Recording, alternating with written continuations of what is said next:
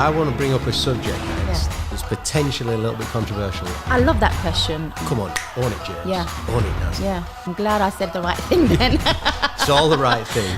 Calm down, you can do this. You're good at what you do. I believe in you. But you know, that last bit, you got me there. I'll tell you what was beautiful, what you just said there. Sorry. Let's talk about depression, because this is real. Oh my God. Is it the best? It is. Hands down. Well done, Jackie.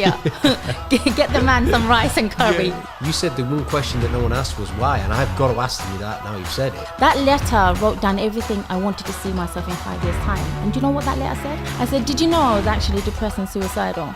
I had to Google my symptoms, honestly. What did you type in Google?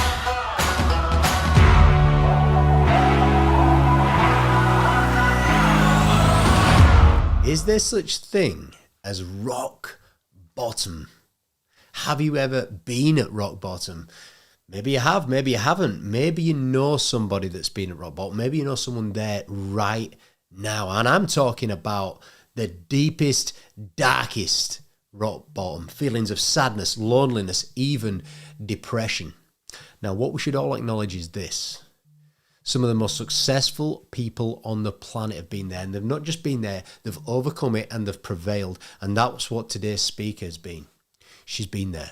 She's called Nazia Khatun. Family pressures, coming out of boxing into working life. And guess what? She's overcome it. She's not just overcome it, she's found a blueprint for overcoming it. She successfully helps people now with fitness, with body, with their mind. And she is proud to be the person that she is. And I'm indeed incredibly proud to have interviewed her on your behalf. Enjoy every minute. Let's do this. Nazia, so how much do we really turn up as our true self? Yeah, I don't think we do. Why? There's parts of us that we're always hiding because we're scared about what other people will judge and say about us. 100%. I discovered this week about myself. How did you discover that? I'm on a journey this year, and I feel like I'm trying to carve out more parts of me, like the true, authentic self. And I'm all about living in my authentic self. And I'm questioning how much of my authentic self am I living in.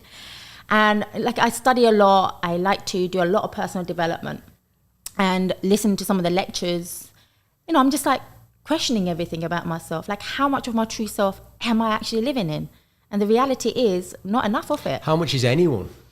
I think all of us, in Japan, they have this saying that we all wear 3 masks. Mm-hmm. One is for our true selves, the one that nobody sees when we're by ourselves. Right. The other one is for our immediate family and friends. And then the third one is public, strangers. But the real mask we want to be in is the one that where we're by ourselves. The first mask. Yeah. And so what do you reckon it takes then to live as oneself, truly authentic? Owning every part of ourselves, like being okay, accepting every part that's not good, the bad, the flaws. We don't accept the bad parts because we always put on a show for other people. Like, I want you to like me, so I'm gonna do what I have to do for me to be liked. And we learn that from a very young age. And this is I want to bring up a subject next that's potentially a little bit controversial, and it's something that you're an expert in helping people in. Yeah. I'm going to mention weight first and then weight loss second. Mm-hmm. So what impact does that have on people showing up as the true self? So I love that question. I went to the gym this morning, and I've spent the last year wearing a hoodie and putting a jumper around my waist purely because I put some weight on. I went through an intensive year of therapy last year. And this morning I said, I'm not doing that anymore. Sod it. Just own what weight you put on. And it's not even that much. I came from a background of going through body dysmorphia and an eating disorder. So that always plays up in my head.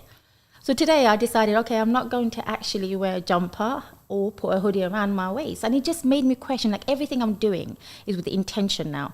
So when people are hiding all the time, everyone, I'm not saying everyone, there are some people that are quite big, body plus size, whatever it is, and they own it. And I think that's the beautiful thing, is acceptance of who they really are. It's a nice affirmation, that, isn't it? Come on, own it, James. Yeah. Own it, Nazia. Yeah. You know, what does it take to have that confidence, if you like, for someone to say, come on, I'm owning this. I'm owning who I am. So I have this saying, and this is something I learned in part of the neuroscience course I did with fitness as well, and it's showing up. Just show up. It doesn't matter if you're having a bad day. It doesn't matter if you're having an emotional day like I am today, but you'll never know because I'm just going to show up and just do what I have to do. I'll deal with the emotions and I'm going to accept my emotion. I'm going to do it with grace and I'm going to do it with honor. But if I don't show up, and I did this parts of the times, I'm sure we're going to talk about this, when I went through my darkness and everything, it could be the toughest day and I would just want to stay in bed all day long, cry, eat. But if you don't show up, that's when you go back a bit.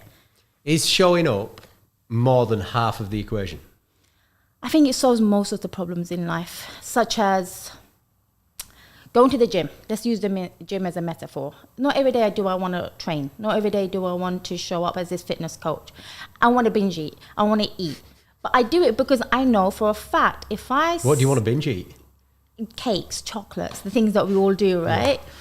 If I don't show up in the gym for myself, then I can't show up for you or the people that love me, my lovers, my clients, whatever it is, right? So showing up solves most of our problems. The gym solves most of our problems. It's a powerful statement, that, isn't it? Showing up solves most of it. I did a podcast with Brad Sugars. He's the founder of ActionCOACH, actually. Yeah. And we were talking about relationships, and he says there's two things that's really important in developing relationships. One, reach out. Yeah. Two, show up. 100%. I'm glad I said the right thing then. It's all the right thing. I think I'm learning about reaching out more as I'm getting older as well, and not having fear of being judged. Can we just talk about weight loss as well? Because a lot of society, a lot of people in business, they want to lose a little bit of weight, get a bit fitter and healthier. What stops people losing weight? A lot of things. It's not just about losing weight. So I don't want to focus on the losing weight. I think it's about being better for yourself. Okay. And I think in Western society now we have so much emphasis on this body positive movement, which can be very, very toxic.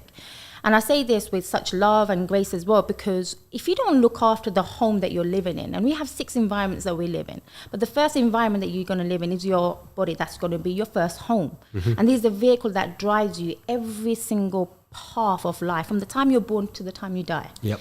If you don't look after this essential part of your life, you miss out the fundamental essence of living. And I say this and I get really passionate about it because, you know, you can have people that are just wallowing through life, just floating. And then you have other people who are actually consciously making a choice to better themselves because they don't like the home that they're living in. And the home that you're living in is going to be the garden of everything. It's where you're going to be living in the emotions of happiness, gratitude, joy. And I think people miss out this one point. Do it for yourself, not anybody else. You know, you brought it down to choice there. Mm-hmm. When it gets down to it, how many people do you think actually make that choice? This is my home. This is where I'm living. I'm going to own it. Not a lot. This is why we have a very pandemic crisis with obesity. People going through mental health. We've also got this kind of revolution that's around us now, almost this empowerment revolution. Mm-hmm. There's lots of self-development books, self-help books, and a lot of people listening to podcasts like this, just getting that extra injection of something that's going to help them forge forward in life. But is there a difference between learning it, knowing you've got to do it, and then going and doing it? Absolutely. And I say this to my clients all the time, and I take this on board as well. Being self-aware is important. And I think you're already doing yourself justice by being aware of your patterns, your behavior, things that you need to work on. But if you don't take the action to change it, then you're just sitting there doing the same thing all the time. And doing the same thing all the time is going to give you back the same result. I know it sounds really cliche, but it's true. If you know that you have to make a change, and I give my example of myself today. Every year I spend today doing things like isolation, going into isolation mode. Don't want to talk to anyone. Don't want to be out there. I just want to be in my negative thoughts. Let me be. But yesterday I had this moment. I go, well, you carry on doing this every year. You've been doing this every year, right? And it's a different set of emotions I'm feeling this year. And I'm not sure how to put it into context yet. I go, I'm going to feel it. I'm still going to show up to this podcast. I'm still going to talk to my friends that need me. I had an amazing conversation before I came here that relaxed me, gave me more insight. And it's just about saying to yourself, yes, this is me right now, but I also want to be this other person, my future self, the potential that we all have within ourselves. So making that choice for yourself is going to be so important all the time. You did mention in the middle of all that, you had a critical conversation that relaxed you in order to go and show up somewhere, yeah? Yeah. It just got me thinking, how important are those critical conversations, and how important is that moment of, I don't know, ownership or relaxation before you do something major? For me, like I meditate, I do a gratitude How list often do you every day. What kind of meditation do you do? Anything from a gratitude meditation to calming me down. Yeah. And it's just about thinking, okay, how am I going to regulate my central nervous system when I'm high with anxiety? Is there any time of the day that you do Morning time. You do, Yes. you do it in the morning time? Yes. So you meditate in the morning. How long for? It depends. If I wake up late, I need to at least do 5 minutes. If I don't get I always say I'm my first client first in the morning. I don't do 8 o'clock starts. I won't even start at 9 o'clock. I start at 10 and 11 o'clock. So I get my routine done, go to the gym. Yeah. Then I'm a better human being. I'm back in my prefrontal cortex. I'm not running with the motion of what's going on or reacting. I need to respond. And my clients need me to respond to them rather than reacting, you know. They're coming to me for help. And if I'm the one who's going to them in chaos, how is that serving them? It's not. I really like what you said there about the 5 minutes, because even if it's only 5 minutes, it still helps. Oh, absolutely. And for me, like praying, I come from a Muslim background. Oh, that doesn't even make sense. I am Muslim. Proudly. Yeah, I am Muslim. And that journey itself has taught me so much. Not praying, and then coming in the last 5 years, really practicing the art of praying and being grateful in that moment. You know, it calms me. Yeah. It's like it's a connecting part of me to my creator. And then the gratitude list, the breath work, the to talk us through the gratitude list. Well, the gratitude list is something, I mean, people who follow me, they know I do this every single day. And hopefully a lot of people have learned parts of it. It's not just about going to the gym looking a certain way, right? It is also about looking after your mental, emotional well-being, your mental health. And what I learned about gratitude actually changed a big part of my life. It rewired the way. It's just, if you look at it scientifically, what it does to our brain, right? It regulates so much. When you being grateful is like one of the highest form of frequencies and the vibration that we can have. It changes the brain, the subconscious mind. It takes you away from thinking about the negative stuff. Maybe what's coming to my mind is relaxing, because I do it as well. We do it as a family meal when we're eating our dinner at about 5:30. We've got 3 kids, 7, 7 and 5, and everybody says what they're grateful for. I love that. That's amazing. And the kids, they're fighting for it. It's like, I want to go first. We do it all the time in parts of, you know, being a Muslim, being grateful, right? And we have this saying in Islam, be grateful and I'll give you more. Shukr, be shukr, like be happy. And we forget sometimes. Say the phrase again. What did I just say? Be grateful and I'll give you more, right? Correct me if I'm wrong. Yeah, I was interested in be grateful. I'm paraphrasing, but I'm sure people who are watching this, they will know. But it's there in every religion. It's there in every parts of our life, but we just don't see it. We miss it. And being abundantly grateful for everything, even the smallest things, will help you just see the light at the end of the tunnel as well. And I think for me, it was one of the most profound things that I discovered, practice, and it took me years to practice, by the way, and doing it before you go to sleep. Again, you wake up in a different vibe. And I've tested this out so many times. I get my clients to do it. Like, it's so magical. Just that gratitude list can change somebody's way of thinking about themselves. All right, so you talk about breathing there. We've not mentioned that, but you also mentioned that in your list there. Being grateful, doing some meditation. That's a lot of stuff that you're in control of yourself. Yeah. Now, you did mention you had a critical conversation with someone else that helped sort of calm you down today of all days. So how important is that external input? I think having a social connection. We are made to we belong in tribes. We don't do it by ourselves.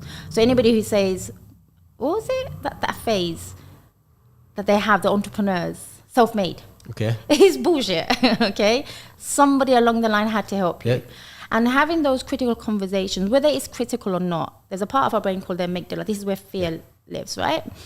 when you're talking to somebody about the problems that you're scared about, or I mean, sometimes our emotions are wrong, right? We can't trust them. But when you're talking to somebody, they are listening. A part of this heavy weight comes off, but they're also lending you their prefrontal cortex, right? So you can have a logical input of the things that you're worried about. And that's what we do as coaches, right? We help clients and to get back to the logical part of their brain. And having that conversation just come in here just was like, okay, what are you scared about? You've done this 100 times now. Just go in. It's just another day. Just treat it. Tell your truth. And that's it. That's all I had to be reminded about was tell your truth. And that's it. Let's talk about fear then. Okay. Where do we start on that? Because I mean, it's around the whole world all the time. Yes, it is. More now than ever before. Why more now than ever before? Well, we've just come out of a pandemic. 3 years later, people are still probably struggling with it. If we look at how the world is going, I see more good than bad, but obviously if you're watching the news, you're going to see more bad. And that's fear-induced way of living for a lot of people. Like, I don't watch the news. I don't even read the newspaper. I don't live in that reality. My reality is what I'm doing right now is being present with myself. And, you know, in my opinion, when we are run by fear, we don't do anything. And that's why I say to people, like, you have to live in your truth all the time. Free yourself from the shackles of the society's norms and what you're supposed to be doing. And that's very hard. Even in my community, we find it very hard to own who we are. Like, we have a lot of pressures, what our parents want us to do and to actually please them. A lot of us are people pleasers without even realizing it. Live your truth, own it, be present with yourself. I mean, that's the first thing that we talked about here today as well, wasn't it? Yeah. I mean, that being authentic. Are there any other types of fear out there that stops people being successful? Yeah, absolutely. Loads. Like, for me, I'll be honest with you. I still have a lot of fear around what I'm doing, imposter syndrome. Yeah, that's a big one, isn't it? Imposter 100%, 100%. I mean, that's for you. I mean, the Nazia Khatun, you know, imposter syndrome. I have a beautiful way of composing everything, I think. But we do, and I'm very open about it as well. Like, it's not as wild in my head as it used to be when I started out. And I think that's because through the work that I do. And a part of it is validation, 100%. And my clients give me validation that what I'm doing is good and it's helping them. And another part is, again, going back to owning who you are, like accepting you as a whole person. So just for the listeners now that are coming in, what is imposter syndrome? Like, for me, this is the best way I describe it. Like, this is me as a person, and there's a voice in my head telling me I can't do it, I don't deserve it, you're being fake, and the whole world is going to find out that you're not who you show up to be, right? And that's the best way. Because you like to have a cake and, you know, hit snooze on the alarm. Exactly. No, I don't press snooze ever, by the way. You mentioned if I got up later, you said. Sometimes, like the time of the month, you know, we can sleep in, or you've had a late night, you can. And that's the best way I can describe the imposter syndrome, is that little voice that constantly, it's like a little psychopath. You're not good enough. And we live our whole life not feeling good enough. And it's just saying, okay, you need to calm down. Like, I'm in control. Like, you do what I tell you to do. How do you overcome it? Do a lot of mirror work. There's clearly a mirror behind me. Yes, beautiful mirror here. Yeah. No, I've in the past, like, showing up as what do you do in the mirror? I do a lot of self-talk. Like, in the mirror? Yeah. Like, I have a moment to myself, like in the bathroom before I came here. Calm down. You can do this. You're good at what you do. I believe in you. That's what my inner child needs to hear. So doing all of that kind of stuff. You know, that last bit, you got me there. Inner child. Yeah. I believe in you. Yeah. Do you ever put your name into all of that? Yeah, absolutely. I believe in you, Nazia. Yeah, I believe in you, Nazia. I'm proud of you. Go do what you have to do and own it. Everything comes back to owning it for me and showing up. Yeah, own it, show up. Yeah. Big phrases for today, aren't they? I think the little child is always scared. The little boy in you, the little girl in me, we just need to hold his and her hand and just guide them like our parents did when we were growing up. And along the way, we forget what the inner child needs. That's why we're always like in this state. How often do you do that level of self-talk? When I need to. Today, I needed to do it more than yesterday. And I probably won't do it for a very long time till I have to do it. Do you know what sprung to mind there? And I'm not challenging by saying this. doing it when you need to do it, is that too late? For me personally, because I've done it for so many years, right? It's like the gratitude journal. Yeah. I don't actually actively write a gratitude journal anymore. I am living, being grateful in the moment right now. But when you practice doing something new, you have to do it every single day. So repetition creates that pattern again. It rewires the subconscious mind. So when I say I need to do it, I mean, I still do the mirror work unconsciously. Like I'll be like, yeah, you're good, Naz. You're having a good day today. We're going to have a good day today. I do it because it's already at the back of my head. I like the cheekiness though. Yeah, you're good, Naz. You've got this. You've got this, Naz. You have to. But when I'm having a very intense emotional day and I feel like I'm out of control with anxiety or, those are the days when I have to do the self-talk more. And then I have to pay attention to what led me to get to that point where I can't control those feelings. And when you get to a state where you can't control, it's because you've missed out on everything that you're supposed to be doing. Going exercising, drinking more water, looking after your mental health, having a good conversation, checking in with your loved ones. These are all important facets of being a human. You strike me as someone that's really self-aware there, because like you're bringing up a load of topics and I'm kind of wanting to dip in and out of all of them. Anxiety is a big one. It's, it's very common in business. Yeah, I dealt with anxiety, crazily, like chronic anxiety. I was an amateur boxer in my 20s. And I put a lot of my negative emotions into sports. And I went to therapy last year because I had an addiction to the gym. Addiction to the gym? Yes, because I used it as a coping mechanism. I'm laughing because when people listen to this, they're like, how can you have an addiction to the gym? It sounds like a good habit, doesn't it? But that's the thing. And I wrote an article about this. Somewhere on my laptop, I haven't published it yet, but it needs to go out.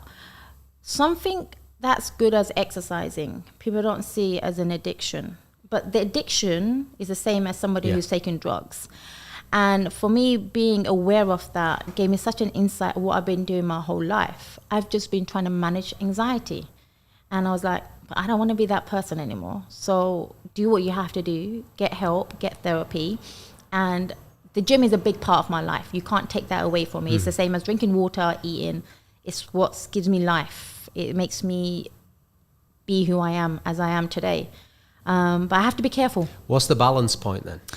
You know what? In life, I don't believe in balance anymore. I really don't. I do, I don't. Like right now for me, I just want to be in the moment of everything that I can. Like I'm going to seize every opportunity that comes to me. Even if it means I'm tired. Obviously, I can't get to the point I'm so tired and I can't function.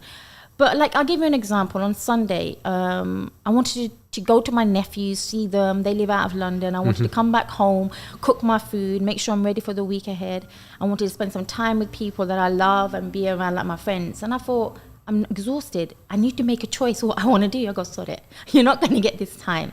But the balance comes in what you want to do, the priority. And that's where people actually mess up. If you don't prioritize what's important to you and you try to be everything and anything for everyone, you crash. I'll tell you what was beautiful, what you just said there. Sod it. Yeah.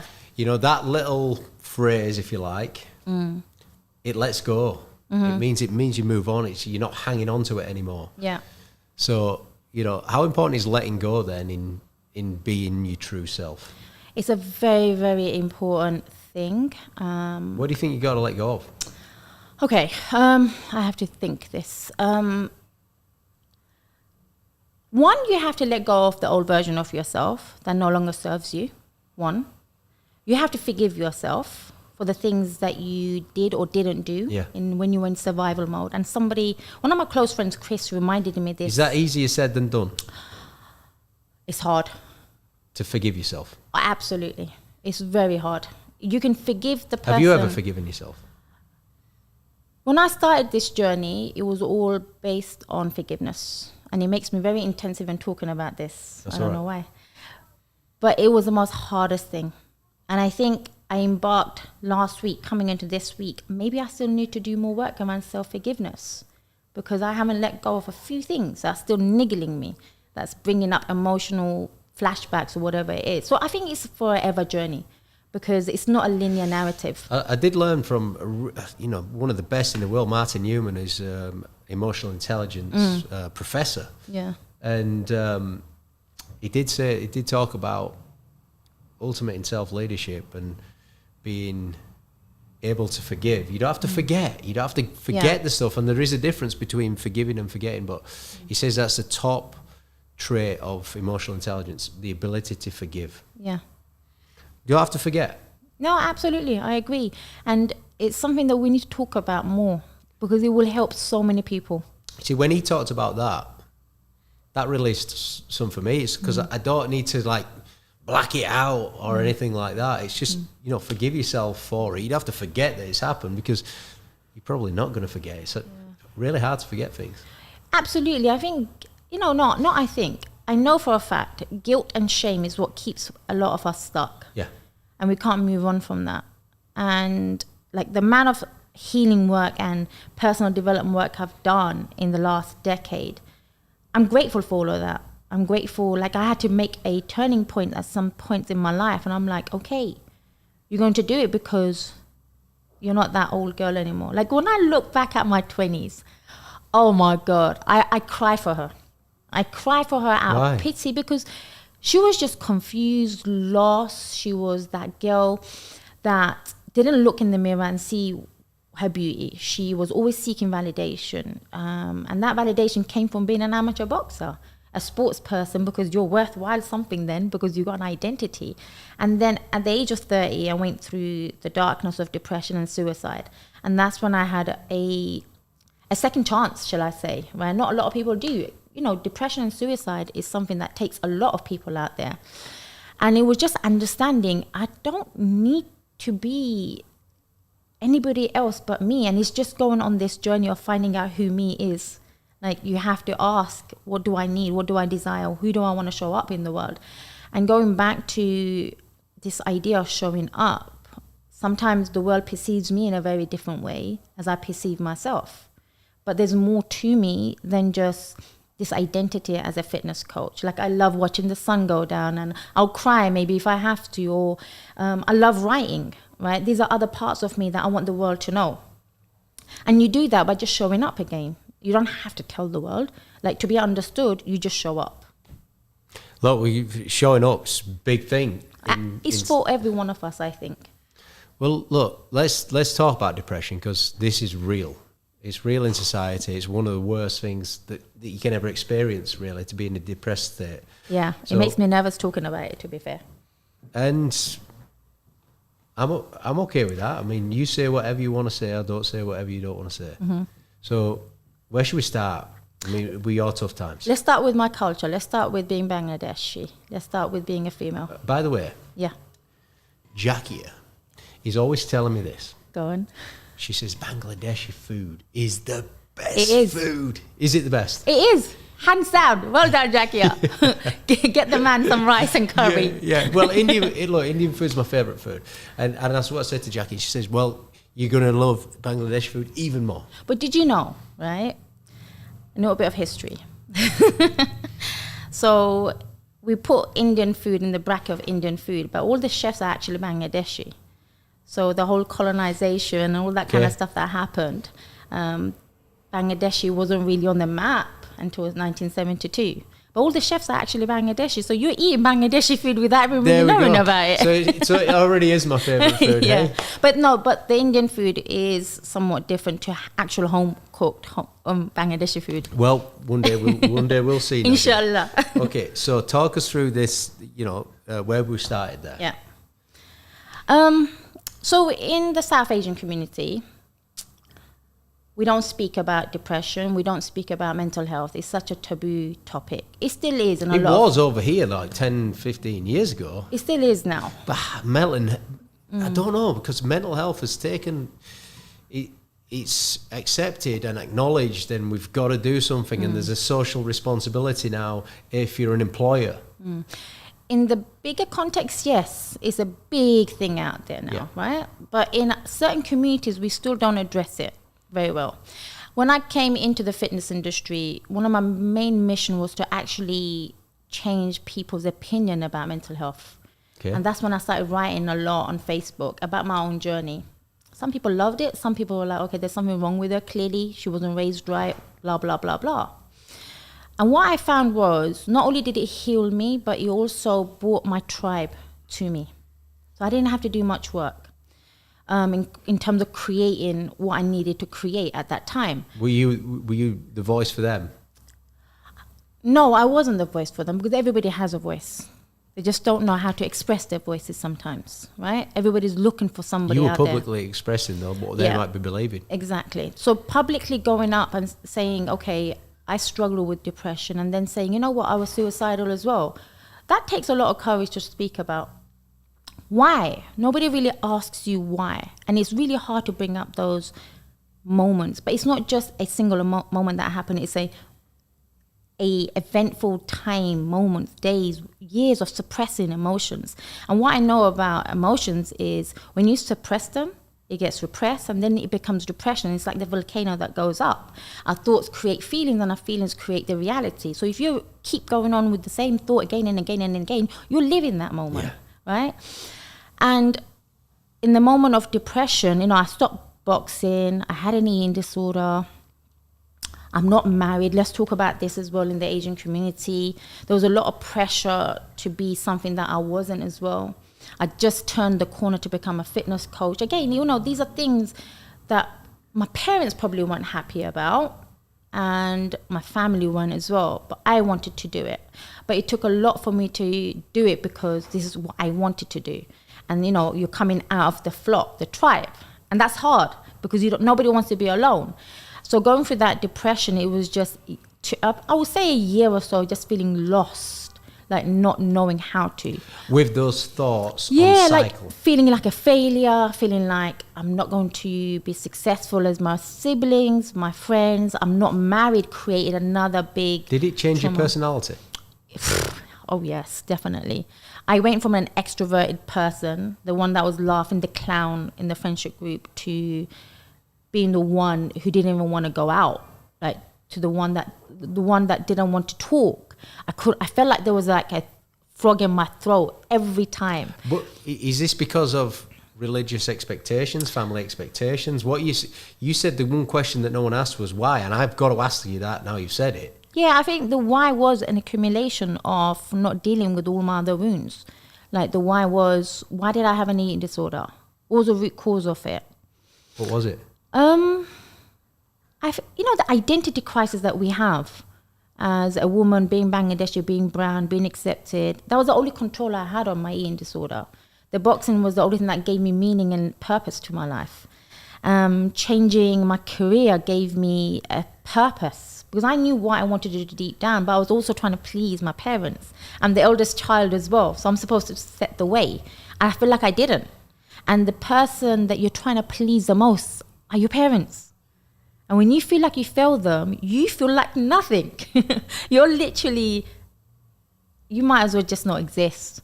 And that took me through a train of emotions. And I think it's very important to touch on this as well. When you go from being an athlete who's training every single day of their life, and then it's nothing. And I stopped boxing because I got sick and tired of people telling me who's going to marry you because you're a woman, you're Asian, what guy's going to accept you? And I just got tired of it. I got tired of everything. And that just, the chemicals... How old were you at the time? At the time I was 30, so it was like a turning point. Yeah. I was just turning into 30. And it was just a horrible time. I had to Google my symptoms, honestly. What did you type in Google? How to tell if you're depressed. And what did it tell you? Sleeping a lot. I used to sleep like 4 or 5 times a day. Loss of appetite. I became really lean in the most... Was the loss of appetite because of your eating disorder, or was it... No, it's anxiety. Anxiety. Yeah, I wake up and I'm like, I'm tired, but I've just had 12 hours of sleep. My eyes look red, like what's going on? Being chaotic, taking everything personally. And there's so many other symptoms. The emotionally, physically, the withdrawal from society, from friends, not wanting to go out anywhere, being angry all the time. It's like, gosh, who was I then? And then when I realized what was happening, I had to take action. What made you realize what was happening? I was losing myself. I was going Was there down. an event though? Was there something that happened? Oh my for you God, to realize? yes, so many. Like, which one do I tell you? Tell us the one that changed paths. The realization, okay, I'll tell you one. Waking up having nightmares that I wasn't here. Like, I wanted to not be here. Right. Like, I hate So saying you the woke word. up. Yeah, I was having recurring dreams, like how to not be here. Writing out letters, imaginary letters to people like my sisters. Here's my bank card details. Make sure you take all the bank out. If Did I'm you not write here. the letters? Yeah, I did actually. I did. And at the age of 35, I remember I opened up a book and there was a letter there. And it just said, "Dear." I knew what that letter was about. And it was that moment of... That was your letter? Yeah, that was my letter to my younger sister saying, "Here's my bank details. Take all the money that you can." And I didn't even have that much, but take the money that... Who's going to spend it, right? And I wrote myself a letter at the age of 30, 5 years later at 35, and I couldn't open this letter until I turned 35. And that letter, oh my God, this is so personal. That letter wrote down everything I wanted to see myself in 5 years' time. And do you know what that letter said? In 5 years' time, I wish to be happy. In 5 years' time, I wish to be healed. In 5 years' time, I wish not to be freaking depressed. In 5 years' time, I want to be the best ever fitness coach. In 5 years' time, I want to be married and have children, right? And I remember opening that letter on the 8th of June when I was 35, and there was anything else other than just me being happy. And I looked at that letter, and it was just such an emotional roller coaster because I was like, I had to work hard to get to that state of happiness and leave the depression behind. Like, it's not my story anymore. But, you know, the body remembers things, and it will still bring up these little clips. But I think there was another moment, of course, like telling my sister when I was depressed and owning it, like saying, "Look, I think I'm suicidal. Like, we don't speak about this, but this is what's going on in my head." And then it was just like, oh, crap. Now I've said it out loud. I've owned the depression. I've owned the thoughts of suicide. What do you do now? And that's when I had to take drastic change and just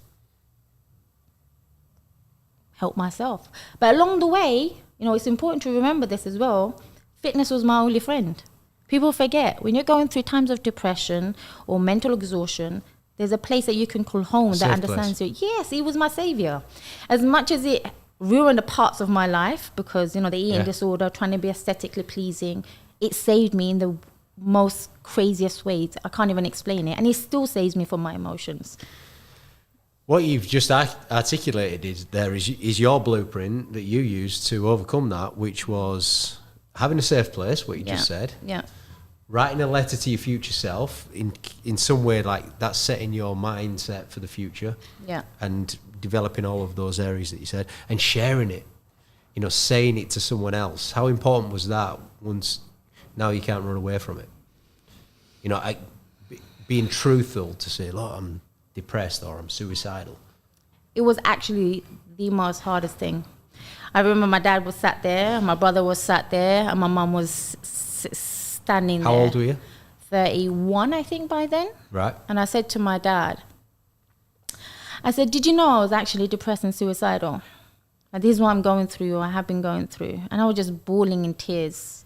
And it's very hard to cry in front of your parents, one, and then to tell them that you are suicidal. And I remember my mom, "What have we done to you?" I'm like, "You're the one who's done all of this." And you try to find blame in everything. And my dad was like, "What do you mean?" And my brother at that time, I remember, he came down a notch just to understand his older sister, what was going on and everything. And my dad went, "What have we done?" I go, "Stop pressurizing me with this marriage thing. It's too much. Like, just let me breathe a little bit." And I had a turning point then, just telling them, like, just leave me alone. Like, it's enough. I'm lucky to be here. You're lucky that I'm actually still here.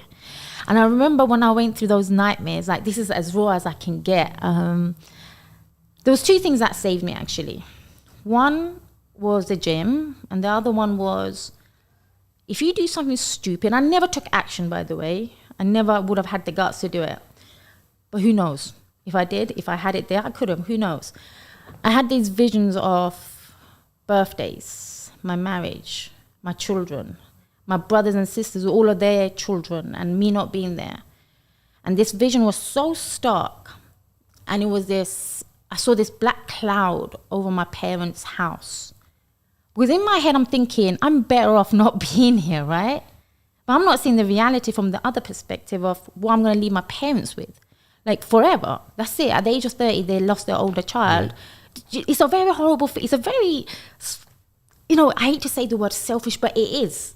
Now, I haven't thought about what's going to happen to them afterwards. And I had a friend that committed suicide when I was 24. And I always thought he was selfish. I didn't know any better. Until you experience it, you have to be at rock bottom to be even contemplating suicide. Right? And I think we have to have so much compassion for humans.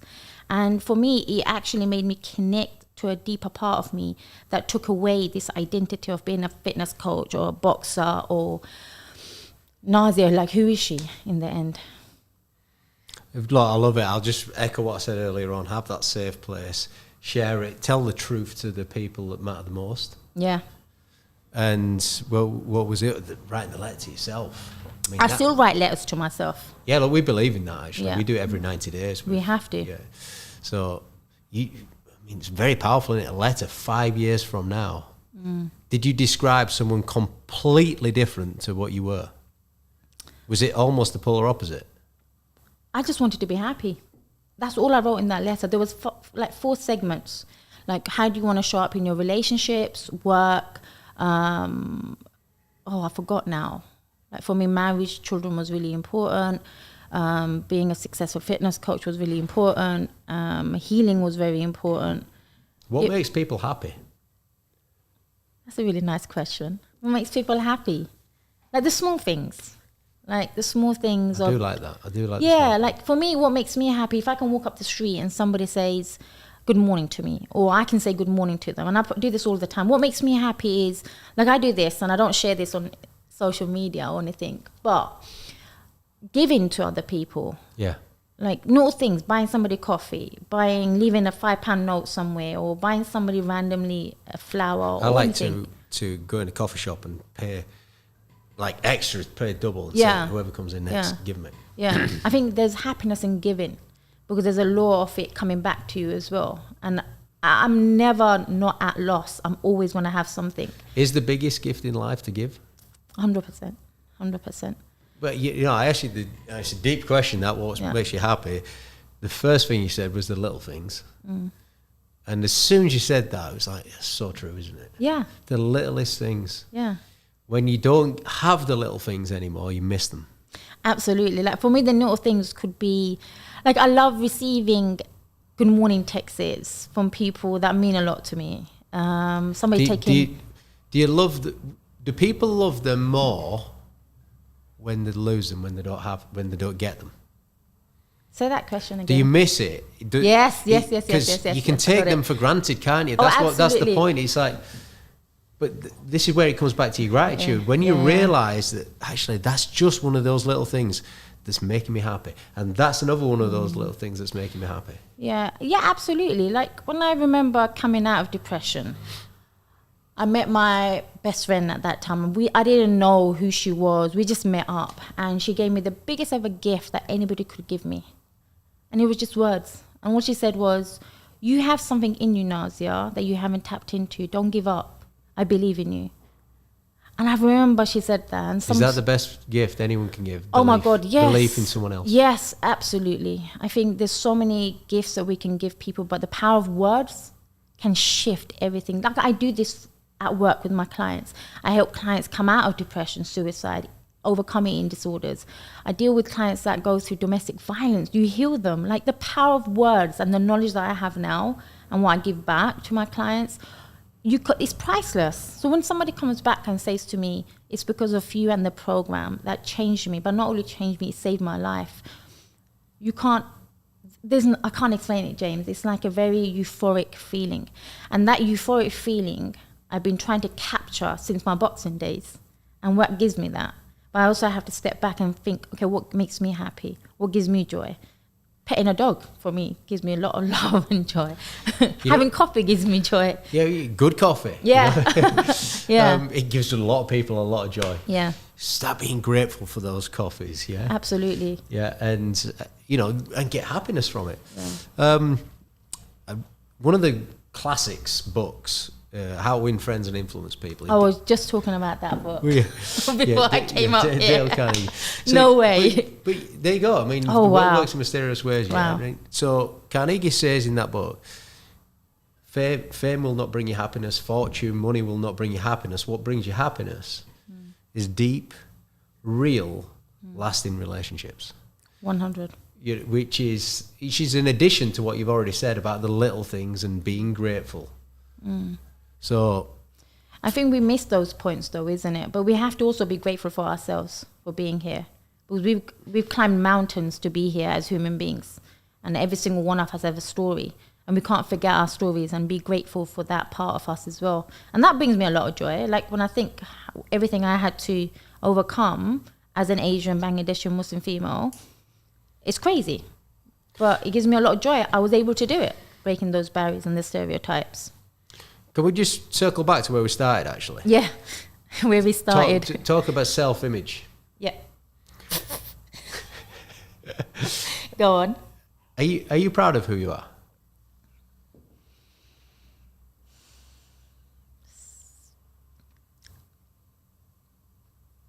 That's a difficult question. Well, this is the first time we've met. And you know, but from where I'm sat, I'm like shocked that you're not. It's something I had to discover in therapy last year, why I don't take praise so well. Right. What did they say? It came back to like, as an adult, who we are now is a result of everything we experienced as a child. Yeah. Listen, in our Asian communities, we don't get praise. We don't get, well done. We don't get, I'm so proud of you. I love you. Our parents find it really hard to say that. Not just in my community, but in a lot of other communities. So as a child, you grow up not getting that feedback. So reparenting myself again in the last year or so has to be one of the most challenging things that I had to do. So when you ask me that question, am I proud of myself? I don't know how to answer it in the first instance, but if I really think about it, yes, I am very proud of myself, but I need a lot of reminders of the things that I've done. What are you proud of? I don't want work to be my point of something that makes me who I am, because that's not who I am all the time. I'm proud of the woman I've become. I'm proud of overcoming some of the most craziest times in my life. I'm proud of being able to like myself when I look in the mirror. I'm proud of saying to myself, you're enough. Today you're enough. You've always been enough. I'm proud of those things that makes me who I am. Did someone teach you that? Marissa Peers. Marissa Peers, did she? She spoke at one of our conferences. Marissa Peers was a turning point for me. In what way? The affirmation of I'm enough. When I went to the depression, I forgot to mention this to you. How did I come out of it? I went to one of her events, and she's so beautiful. Her presence is just so radiant. And one of the things she said was, we don't feel good enough in anything. It's because we don't feel enough. You can be rich and you still don't feel enough. And it was a penny drop moment. Oh my God, overnight I changed. Like overnight. It was an epiphany. Oh my God, I can't even explain it. Like I was depressed the night before, and the next morning I was like, I'm enough. It just changed everything. And my affirmations that I have. Just connect loads of pieces of the jigsaw together? Yes, because why did I have an eating disorder? Why did I want to be an amateur boxer? Because I didn't feel good enough all the time. As an elder sister, as a woman, whatever described me, I never felt good enough. So one of the affirmations that I have in the self-image construction program is, I'm enough, I'm strong, and oh my God, I forgot my own goddamn affirmation. I'm amazing. That's funny. Yeah, and I do all the things, patting people, like, you have to pat yourself down. Why? Just you made me want to pat myself down. Yeah, Tell me about the science behind this. I don't know what the science really is, to be fair, but I can't remember the guy. Is it just touching yourself, this is real, yeah, this is you? It's just a connection, like the oxytocin that comes up, and you're like affirming, and your body's listening. Every part of your body's listening to yourself talk. Who's another guy that we have to talk about? Maxwell Maltz, right? 1960s, I think it was. Right. Pioneering surgeon, plastic surgeon. And he spoke about this. And everybody needs to listen to his audio, because that was a changing force for me. I never went to a self-development workshop.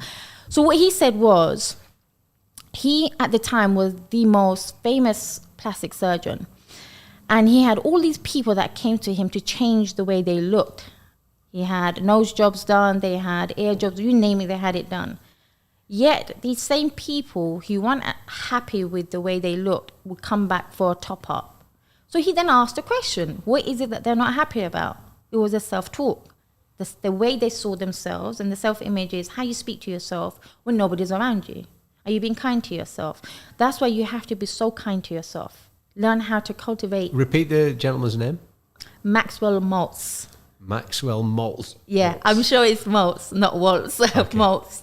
And he was a plastic surgeon, yeah. 1960s. Yeah. Got it. We'll find that. But imagine what we are living in now. Everybody's got these boob job, butt job, everything's reconstructed. Boob job, butt job. Yeah. Because people are unhappy. Yeah. But it's not that they're unhappy with the way they look. They're unhappy with the way they feel inside. And it's a feeling that we have to also entertain, not just what we look like.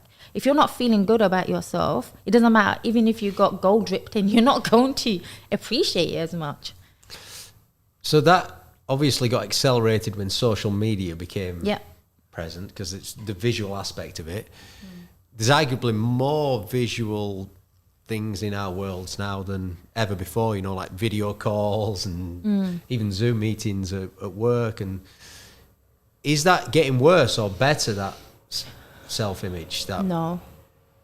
In my opinion, it's getting worse by what I'm seeing with clients as well, even with men, the pressures of looking a certain way aesthetically. Right.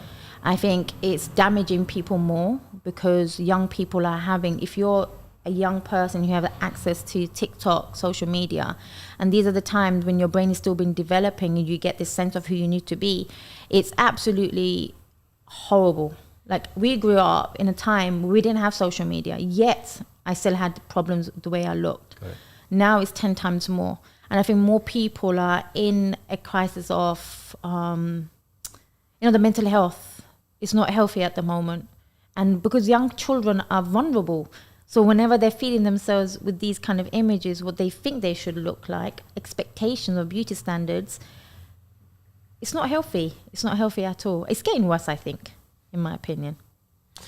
Well, we've got a few more questions for you. Quick fire questions, Liz. Are you ready? Go on. You ready for this? So just in quick succession, what's your favourite book? My favourite book? It has to be the one by Joe Dispenza. And I forgot the title of it. He does a lot of YouTube videos as well. Yeah, there was one that I really enjoyed listening to. I studied it. Now I can't remember the name of it. And NLP type thing. Oh my God, how can I not remember the name of my favorite It's all right, book? we'll come to you. But the Joe Dispenza books are amazing. But come back to me. And all his videos are amazing as well. I mean, very profound speaker. Yes. Favourite movie? Gladiator. Why? The victoriousness, the heroicness, him. Oh, everything about that movie. I've watched that like 20 times and I'll watch it again Maximus. and again. Yes. We've got a Maximus over there as well. There you go. Yeah. What's your favourite music? Anything that calms me. I think, okay, it's not music, but it's listening to the Quran. And there's a specific reciter called it Omar Hisham. It just, I have to listen to it every day. Oh my God. So some stuff to calm you down. Yeah. All right. If you could have a superpower, what would it be? Any superpower. Oh my God. And by the way, this was Maximus that wanted us to ask you this question. A superpower. I think, no, I don't want it. I already am it. Being a woman is my superpower. Okay, so why do I need to being Nazia Khatun? Yeah. I like that. Okay. Thank you, Maximus. Yeah, there you go. Just a bit of self-empowerment going on over here. Early bird or night owl? Early bird, definitely. And do you have a morning routine? Yes, it takes me like an hour and a half. I'm such a princess with my morning routine. I try to cut it down, but it doesn't happen. It really doesn't. Can you give us the ingredients? Yes, wake up. It takes 15, 20 minutes for my brain to wake up. You're such a princess. I am. And then I do my gratitude journal, pray, shower. Showering in itself is like another big routine that you have to do. Put your makeup on. This is hard work, you know. Yeah. Dressing up for myself and the world is hard work. doing all the affirmations. Does it bring you happiness? Oh, absolutely. The little things. These are the little things in life. Absolutely. My morning routine is by far I don't negotiate on it. Like the routine going to the gym, you don't negotiate on it.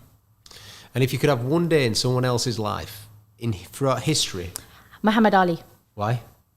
I love how fast you went. Yeah. Why? Because would there be a particular day? I'm getting the visions of that poster where he stood over.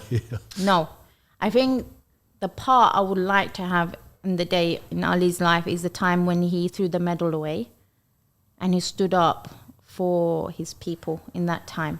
I'm getting goosebumps here. Yeah, and that would have been, I would like to know exactly, I want to know his fears. I want to know what made him stand his ground.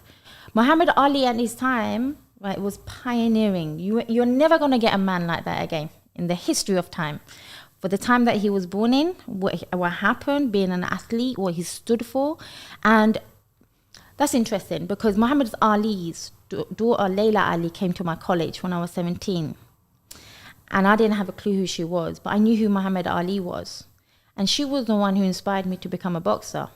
So I had Ali all throughout my boxing life. I studied Ali to the point where I felt like I was Ali, like win people's heart. And I feel like I've done that with my tribe now. Maybe that's why you like Gladiator. Maybe. Win people's heart. Yeah, win the crowd. Yeah. If you can win people's heart, I think it's magical. It's like cultivate being a nice person. Who've been the 3 biggest trusted advisors in your life? Biggest advisors? Trusted advisors. Oh my God, I've never been asked this question. I always turn to prayer. Yeah. So who are we going to say for that? God. Okay. In a way, Allah. Okay. What did you get from God? Or what do you get from God? What do I get from God? Safety, I guess. Right. Knowing I'm here for a reason. Okay. My purpose. 2 more biggest trusted advisors in your life. I don't know. My sisters, I guess. My sisters. You can have your sisters as one of them. Yeah. What did you get from your sisters, or what do you get from your sisters? Oh my God, harsh reality. That family. Yeah. But in a way, you need that. Yeah. You can't be sugarcoating everything. And the last person. So you got purpose from God, you got harsh realities from your sisters, and the last of the 3 trusted advisors. People who don't like me. Oh, so you're saying, actually, this is what's made me. Yeah. What did you get from them? Or do you get from them? Well, reality is they don't really hate me. They like me. They just enjoy, not liking me because... What's not to like about you, by the way? There's a lot because this is the conversation I was having with a friend coming up. Like I worked in a gym 10 years ago and there was females there who liked me at the beginning, but they didn't like me by the end because I was doing better than them. And it wasn't they didn't like me as a person, they just didn't like what I was doing. And when you look at everything that we do in society now, how we show up, people hating on other people, being envious and all that kind of stuff, we're showing off all the time, our perfect life. But really, if you ask somebody who doesn't like you, they will give you the honest feedback compared to the person who does like you. And I'm sure I picked that up from the book 48 Laws of Power. Yeah, you must like quite a lot of that because you get a lot of that from your sisters as well. The harsh reality. But they really upset me though sometimes. Okay. Let's be honest. I have to just sit there and cry about it and then get over it. All right, so if all of the listeners listening to this right now, off the back of this conversation, they knew 100% they were going to succeed because of what they've learned from you today. Because they will succeed. Yeah, they're going to succeed because of what they've learned from you today. Yeah, what would it be? No, what would they do first? James. Okay, what would they do first? Forgive. Forgive yourself first. It's a good answer, that is. Yeah. You hit me hard. I locked eyes with you there as well when I said it, so I mean it. Yeah, you did. You did. Yeah. Forgiveness. All right, so look, I've got a number of favourite parts of today's session. At one point you said, look, I am proud of the woman I've become. Yeah. That was definitely one of my favourite parts, but it still makes me cringe when I say it though. That's all right. As long as you say it. I have to own it. Yeah. Well, that's some of the other bits. The letter to yourself, owning it, living the truth. They've been my favourite parts. What have been your favourite parts? When you asked me what made me really depressed, that bit. Why? Because it made me uncomfortable. Right.